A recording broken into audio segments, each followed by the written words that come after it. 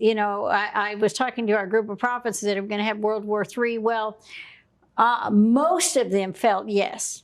Mm-hmm. I mean, not maybe at some point we felt we could delay it through prayer. You know, many people are praying about this, but there's almost always a great harvest before a war. Now, I personally believe one of the hardest groups that I had almost written off in my spirit is Gen Z. Because, you know, with TikTok and they're so progressive left, if the surveys taken, if they voted, they would vote left. They've been really discipled in transgenderism and socialism as far as political preference. But when I was at Asbury on February the 16th, they said, if you're 25 years and younger, please stand up. And I was floored. 70% of the kids stood up.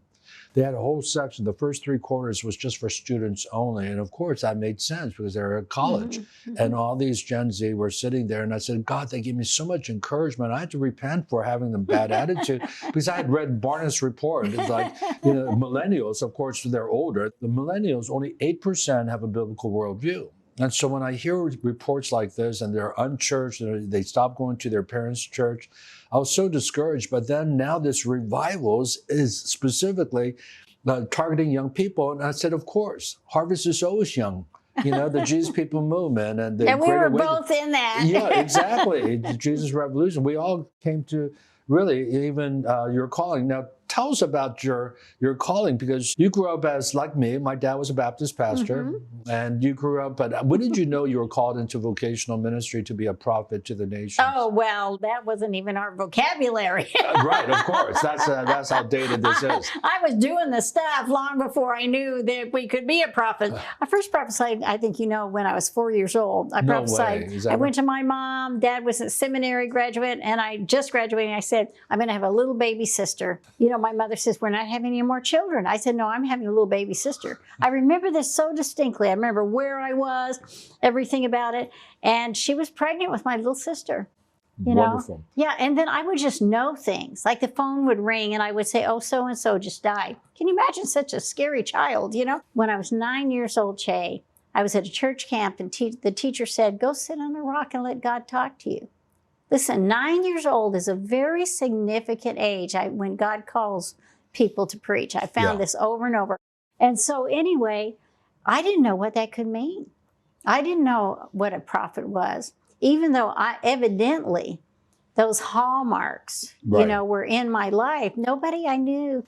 Well, before you were born, he knew you. Yeah. And just like Jeremiah was called to be a prophet to the nations. Yeah. I think that's what happened to you. But so what happened when you were 9? What well, that's just, the Lord told me that. Yeah. You know, and I said, okay, here I am, Lord, send me.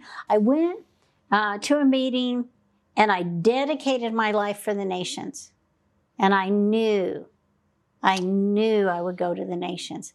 I had no idea that meant stadiums. I had no idea that meant prophesying to presidents. And there are not that many prophets to nations, you know. No, you have to learn how to do that. I was just thinking, I said, I don't know that many people have prophesied over people being presidents like I know you. Mm-hmm. When you get these words, I mean, and the thing is, you remember vividly when you're 4 years old.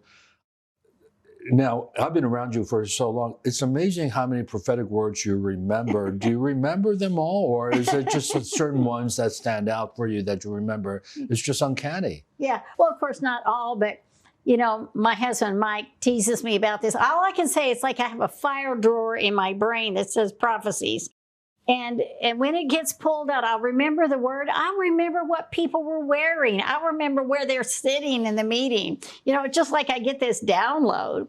Well, you remember when I said, remember when you prophesied and you give me the details? I said, this is unbelievable. She remembers this because you prophesied over thousands of people in thousands of different situations. How could you remember? We were talking about this, guys. We were talking about when we were off the air. We were talking and saying that I remember when I gave you that word about writing that book, you know, where we were. Right. And, you know, in a hotel lobby. I think it's important. I was talking to a group of prophets, you know, that you're connected with, and I was just saying how you can learn to be a skillful prophet. And so when you're prophesying, it doesn't happen every time, but you'll build many times. God will help you progressively build on the destiny of a person's life. Yeah.